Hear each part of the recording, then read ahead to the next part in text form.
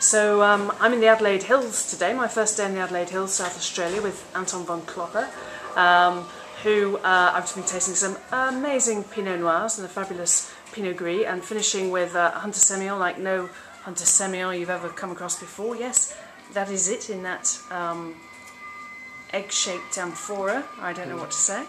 But Anton, we've been talking about what you're doing, and for me, you know, very much obviously that niche area in Australia, a niche area in general in the world of natural wines, and your wines have a wonderful fluidity and freshness, and I think it's interesting because so-called conventional wines often talk about people who are working with natural wines and say that they're very dogmatic, but to me, talking and listening to you today and thinking about the fluidity of your wines, I wonder about that. So I'm just tell me a little bit your thoughts.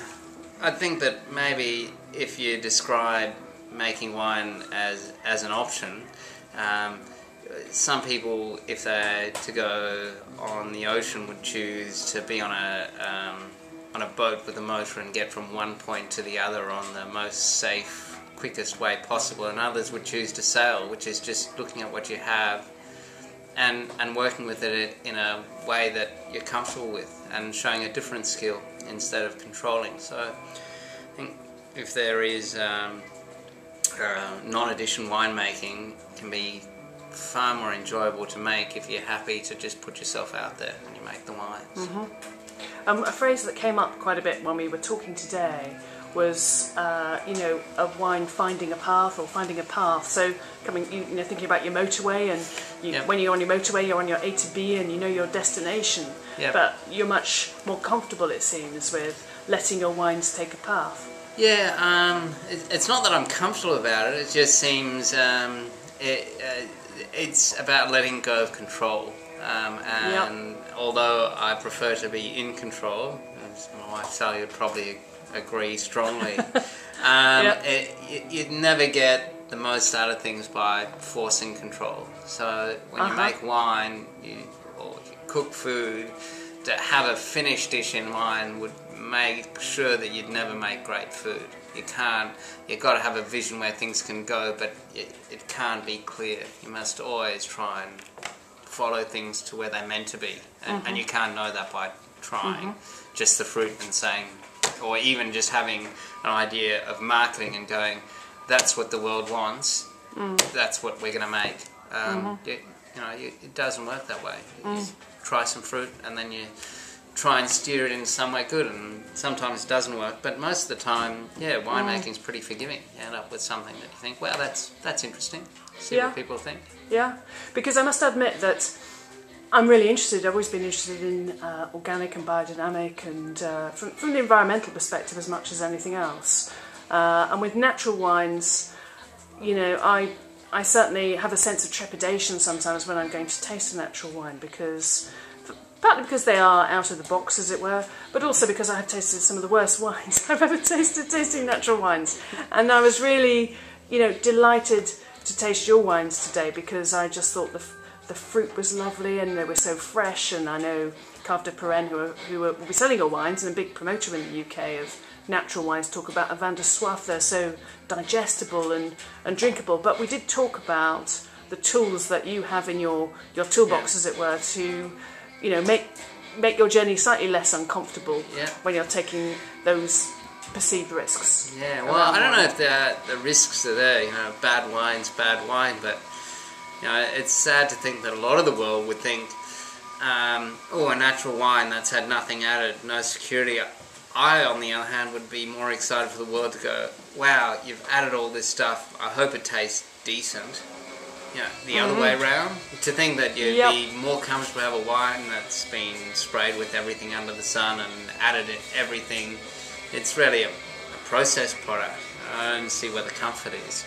But I find that quite uncomfortable, but maybe the security that you'd have something that you can drink that's okay sort of overcomes it. But without addition, you know, sure, there's going to be disappointments, because you know, there's people who are organic by default, just doing nothing. But if someone's really caring about what they do, it really comes down to buying from individuals that care what they do, the whole process. So, I mean, and for me, the term natural, which is amorphous, which makes it great, it hopefully allows people to be able to say, I'm not adding anything and I'm trying to make something interesting. And the more laws and regulations stay out of that, the more open it can be to whites on skins, or, you know, we had our wild man before, which is just grapes thrown in a bin, fermented without just one jumping on session and a second to reduce the mold growing on it and put into a bottle. So it allows new barriers instead of, you know. And I studied Adelaide Uni, which is conservative, and that doesn't mean you need to come out being conservative. You know how to fix things up if they're in trouble. Education's a great thing. Yeah, and I think that's very important, because people, you know, often like to think, oh, the natural wine movement and everything, people are, you know, Heathens. they can't really explain or whatever what they're doing, and there's too much dogma around it. So sort of being able to say natural wine is more important than the quality of the wine at the end of the day. And some of the tools that we talked about were using skins, using for tannin obviously an antioxidant. That's part of the story here. And I was really intrigued with your I forget, but basically what looked like a water bottle that you might get in a water cooler with some olive oil over the top is how you're distributing some of your wine. And we talked about, you know, certainly if you're exporting, the need for cool refrigeration, things like that. So these kind of issues come in afterwards that you need to think carefully about if you're working with natural wines. Well, with all wines, I think in Australia they certainly ship quite badly. We've got a climate that's quite warm, and a lot of them, by the time they see the table, they've seen an injustice. And certainly if you're working in a kitchen and it was lettuce, you wouldn't allow it in, and lettuce is dirt cheap and wine's darn expensive, and yet it's shipped around the country in hot conditions and everyone's fine with it. So there's a gap in our industry on a professional level in that. But for some reason people don't want to pay more than 50 cents a bottle for shipping, or 70 cents a bottle for shipping, even though the bottle costs a lot more. So I think whether it's natural or any wine, temperatures is important. But once you are working with lower sulphurs, it becomes more critical, because the wine just falls apart. It's now like a fresh produce, which wine should always be, a fresh produce. The more sulphur you add and the more things you've got in there to preserve it, the more it's going to affect you as a human. And so, you know, which leads on to the other thing, is how do we have unsulfured wines, which is something we made up, which is a 20-litre vessel protected by olive oil, and we made up a stainless spigot for it to be poured out so people could have a vin de terre bread, unsulfured, that looked fresh and clean, and it lasted in Demijohn for about 2 months, so any restaurant can fly through it. And then the oil goes to the kitchen, and then we'd collect the bottles and wash them out and refill them, and we had like all these little al-Qaeda stations throughout Australia where we'd bring barrels and someone would look after it, and then they'd deliver them and pick them up. It was rather labour involved, but it was good. Well, that's an real engagement with your customers as well, which is part of the enjoyment, I think. Well, we just were, I mean... You have to enjoy those relationships. Well, and the one thing that's dying in the industry is enjoyment. You know, everyone's got really serious about a beverage that's alcoholic and fun. It's probably the most serious and overly serious alcoholic beverage there is. You know, we have fun when we show things. We usually actually hunt on our tours and then cook food when we show our wines. And we drive everywhere we can to show them, and just engagement with public and this is hugely important. Like knowing, you know, just being involved. And I'm just going to move my camera a little bit to your turntable, so because also, you know, tell me about this soundtrack. Now, the soundtrack comes with the last wine that I've been tasting. You said everything has to be short, so it comes. It's part of.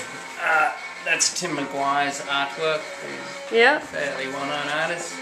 And Cosmic Egg Shake here, which is part of the Runway 3 project. Which I'll just quickly scan is fermented in egg-shaped vessel to the fire ratio the correct way round, which is a smaller base and a larger top, so that when wine is always in movement, and when it moves down it's compressed, and then it cools down, and then it reforms, and then that allows the wine to continually stay fresh by just the shape of the bottle.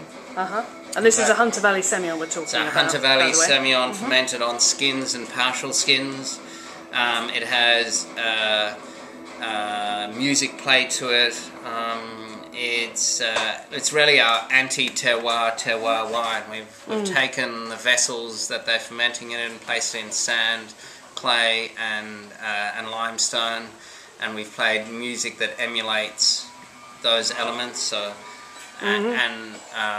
so music from putting your finger under a rim of glass, a heartbeat, and the single note of a guitar, and ultimately it's to make a wine of a body, which is made up of skin, blood, and spine, which is calcium, limestone, and clay. And we've used and in that project we've found out how important where things are fermented in, and how important individuals are in making wine.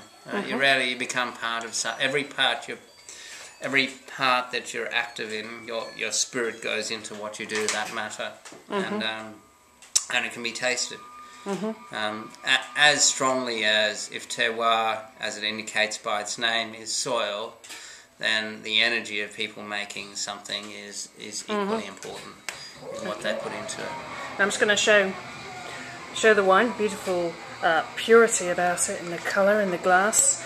But I'm going to admit to you, and I had a discussion with Anton, that I think it's on that kind of challenging, certainly oxidative spectrum. It's like no Hunter Valley Semillon that I've ever tasted, but there is a life and there is a vitality to it. So it's definitely oxidative rather than oxidised. Yeah. And I'm going to be tasting this wine on my journey. This wine and I are going to be doing a journey together over the next few days. And for me, you know, sitting with the wine is a really important thing to do. So so I'm really looking forward to reporting back. Yeah. On where this wine goes on its journey, and where I go on my journey with this wine. Yeah. But Anton, great, thank you so much. I've enjoyed our journey together this morning, and yeah, beautiful, beautiful Pinot Noirs and amazing Pinot Gris that I will be writing up. Thanks very much. Thank you.